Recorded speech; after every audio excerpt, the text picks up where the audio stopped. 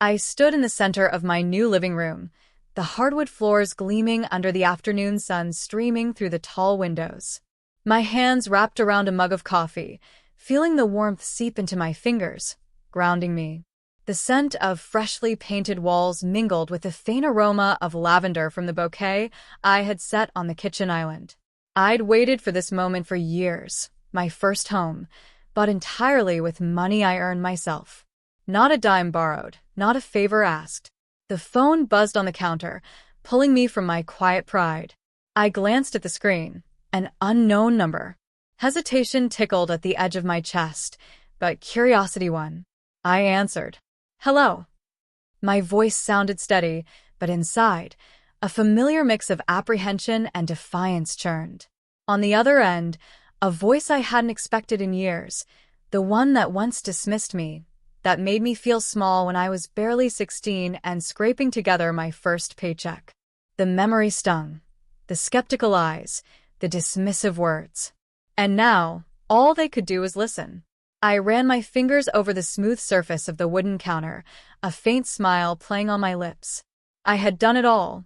I had worked through every late-night shift, every rejected application, every silent judgment. And yet, I hadn't needed their approval.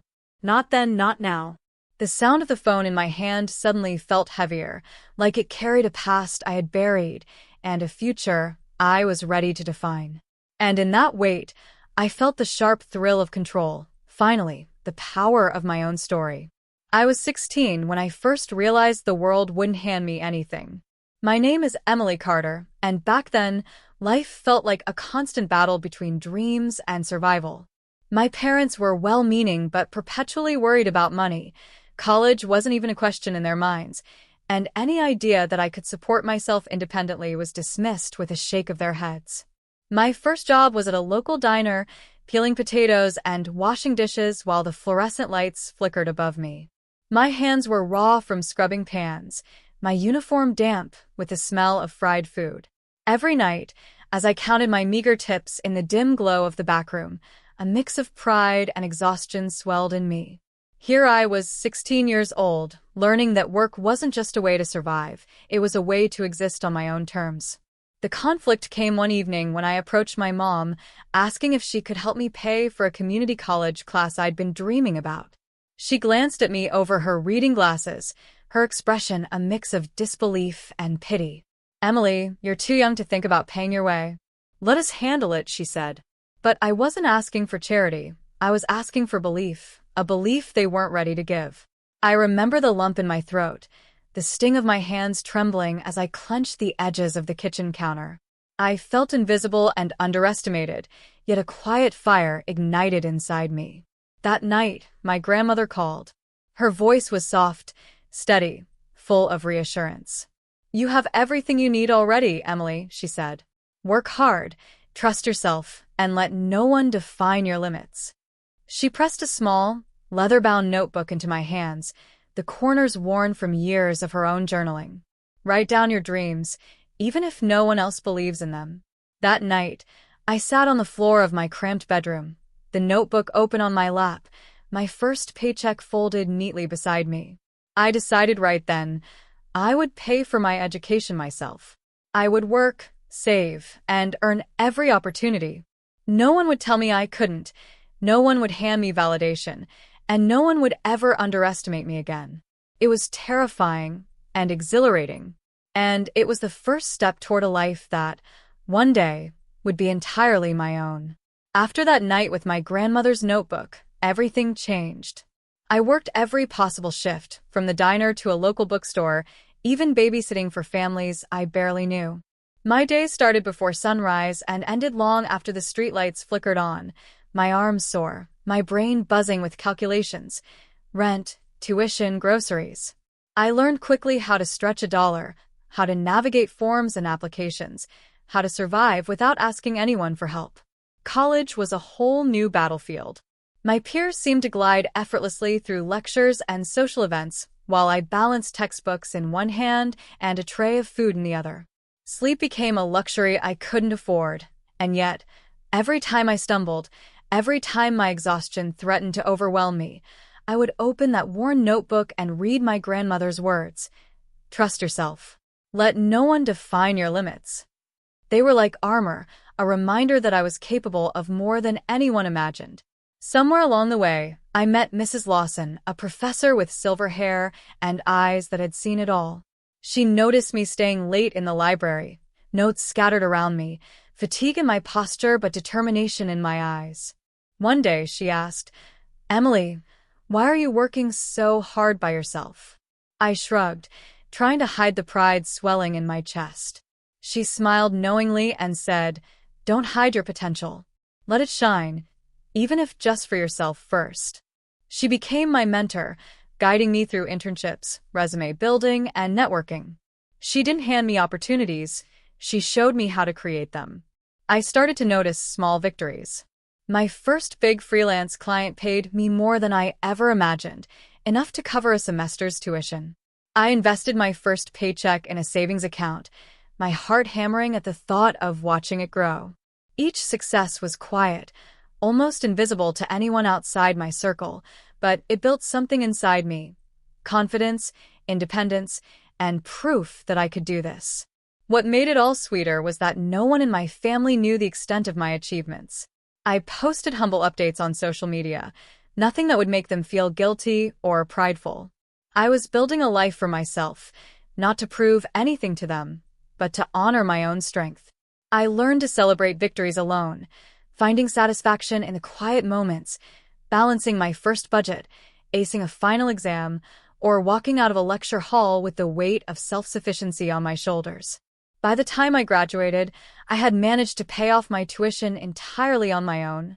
I had a small but steady portfolio of freelance work, a growing bank account, and the unshakable knowledge that I could survive and thrive independently. I was no longer just the 16-year-old girl peeling potatoes in a diner. I was Emily Carter, the woman who refused to be underestimated, the woman quietly creating a life she could call entirely her own. And that life was only beginning. The knock on the door came on a crisp Saturday morning, unexpected and insistent. I wasn't expecting anyone, and yet, there it was, a figure I recognized immediately, though it had been years since we last crossed paths.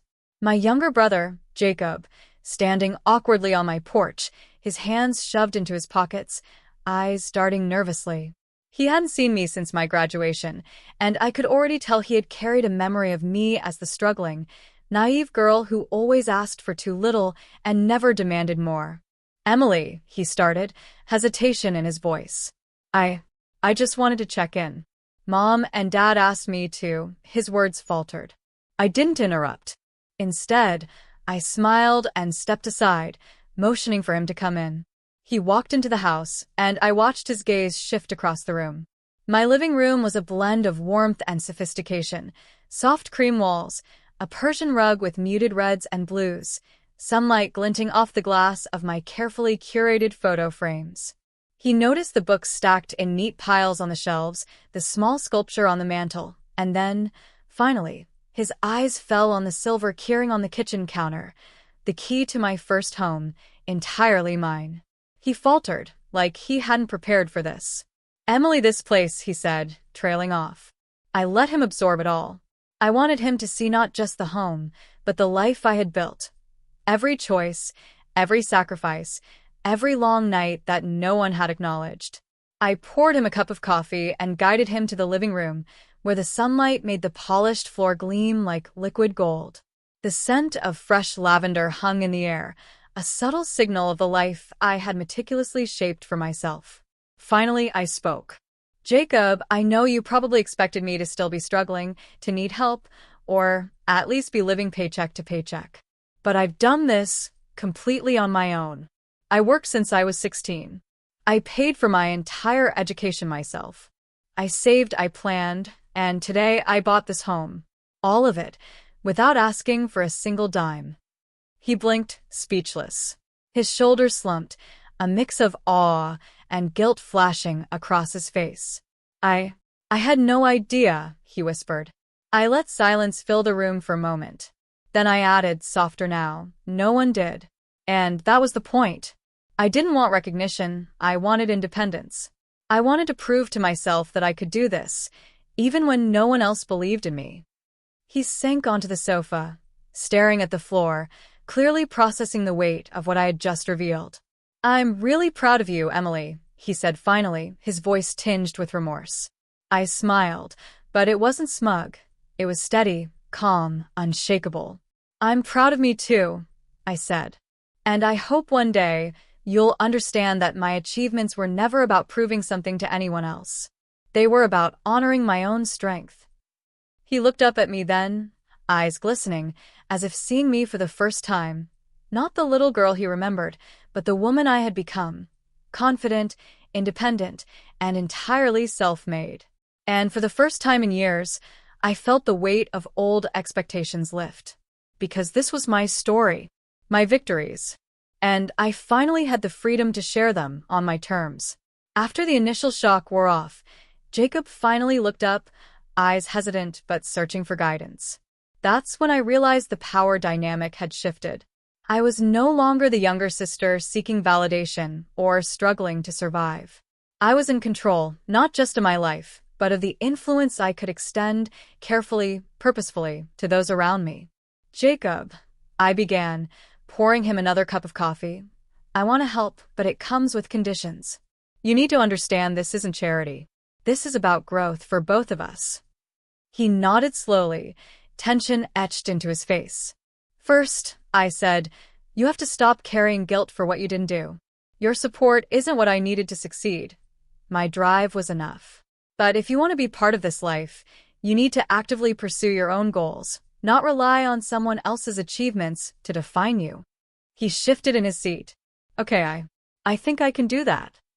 "Second," I continued, "any toxic habits you've held on to, complaining, blaming, waiting for others to fix your life, those end now.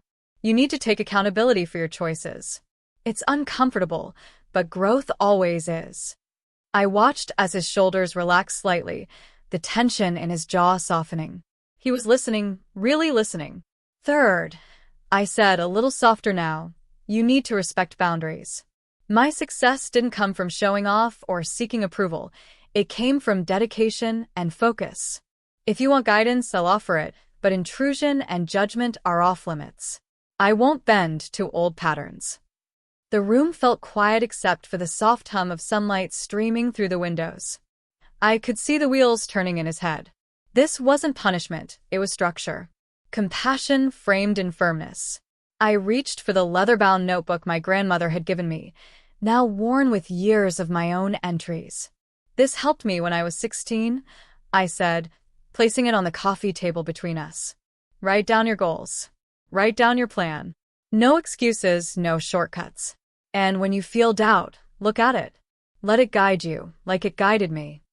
Jacob picked it up gingerly, almost reverently, as if handling a fragile treasure. I smiled, feeling the satisfaction of giving someone the tools to succeed, rather than doing it for them. "I'll do it, Emily," he whispered. "I really will." "Good," I said, leaning back into the sofa, feeling the calm authority of someone who had fought for every inch of her life. "Because I've done the hard work. I've built this life from nothing. And now, anyone who wants to be part of it has to commit to themselves, to growth, to responsibility. That's the only way forward." I could see it in his eyes, he understood. Not just the rules, but the reasoning behind them. Respect, accountability, self-reliance. And in that moment, I felt an immense peace. My power was not about control over others. It was about guiding, setting boundaries, and letting people rise to meet their potential, while honoring the journey that made me who I am. And for the first time, I realized this was not just my victory. It could become theirs too, if they were willing to meet me on equal ground. Weeks passed, and slowly, the changes began to show. Jacob started taking small, steady steps toward independence. He enrolled in a course he had always talked about but never pursued. He stopped complaining about circumstances and started planning, saving, and learning to trust his own decisions. Watching him grow reminded me of my own teenage years, the nights of uncertainty and grit that had brought me here. I spent a quiet Sunday morning in my living room, the same sunlight spilling across the polished floors that had once seemed like a distant dream. I opened my grandmother's notebook, now frayed and worn, and ran my fingers over her advice one last time. Trust yourself. Let no one define your limits. Those words had carried me through every setback, every late-night shift, every moment I doubted my own worth. Now, seeing the life I had built, they felt almost sacred, a testament to perseverance, resilience, and self-belief. I reflected on everything: the struggles at 16, working tirelessly without asking for help, navigating college and early adulthood alone, and now, this home, my career, my independence. Every challenge had been a brick in the foundation of the woman I had become.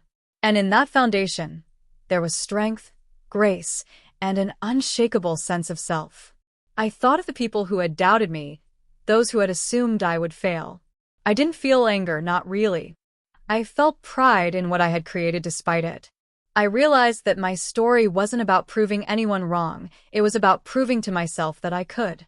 As I set the notebook aside and stepped onto my balcony, the cool breeze brushing against my skin, I felt a quiet sense of victory. I had worked since 16, never asked for a dime, and paid for my own education. I had bought my first home with money I had earned through determination and sacrifice. But more than that, I had earned something priceless: the knowledge that I am capable, independent, and strong beyond measure. I smiled, taking in the view of the neighborhood bathed in late afternoon light, feeling a sense of peace and accomplishment that words could barely capture. And in that moment, I whispered to myself, as if letting the entire world hear, I did it, on my terms, with my strength and no one else's permission.